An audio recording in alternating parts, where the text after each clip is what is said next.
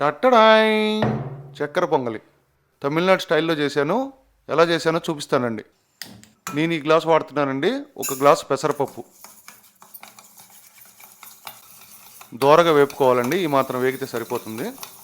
ఇప్పుడు అదే గ్లాస్తో 2 గ్లాసులు బియ్యం శుభ్రంగా కడుక్కోవాలండి. నీరు తేటగా అయ్యేంత కడుక్కోవాలి.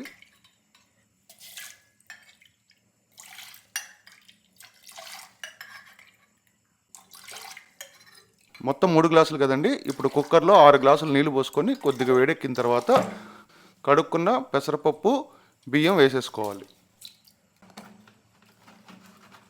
ఇది ఉడికేలోపు కొబ్బరి ముక్కలు కోసుకుందామండి. నేను పచ్చి కొబ్బరి వాడుతున్నాను. సన్నగా కోసుకుంటున్నానండి.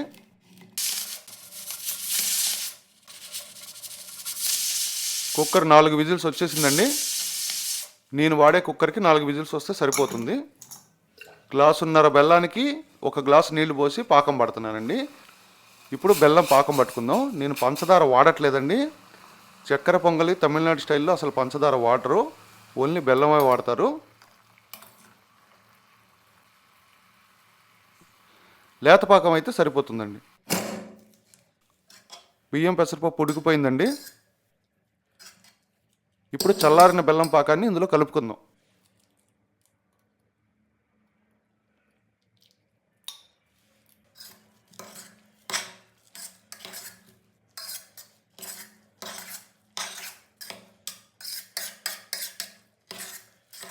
బాగా కలుపుకున్నాక దీన్ని మళ్ళీ పొయ్యి మీద పెట్టి ఒక ఉడుకు ఉడకనిస్తాను.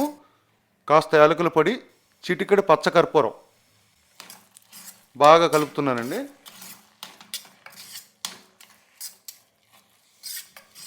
ఇప్పుడు 1 టేబుల్ స్పూను నెయ్యి వేస్తున్నానండి.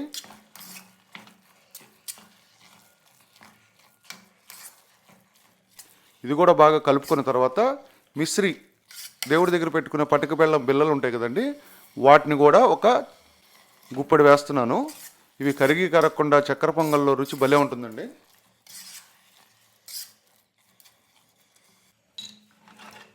కాస్త బాదం పప్పు, జీడిపప్పు, ఇందాక కోసుకున్న కొబ్బరి ముక్కలు నెయ్యిలో వేపుకుంటున్నానండి. అంతే అండి, మన తమిళనాడు స్టైల్ చక్కెర పొంగల్ రెడీ. పంచదార పాకం వేసుంటే కనుక మెరుస్తూ మెరుస్తూ కనిపించేది. ఇది పంచదార పాకం లేకుండా బెల్లంతో చేసాం కాబట్టి ఇది ముద్దగా కనిపిస్తుంది కానీ చేతులకి ఏం అంటుకోదండి. రుచి చాలా అద్భుతంగా వస్తుంది.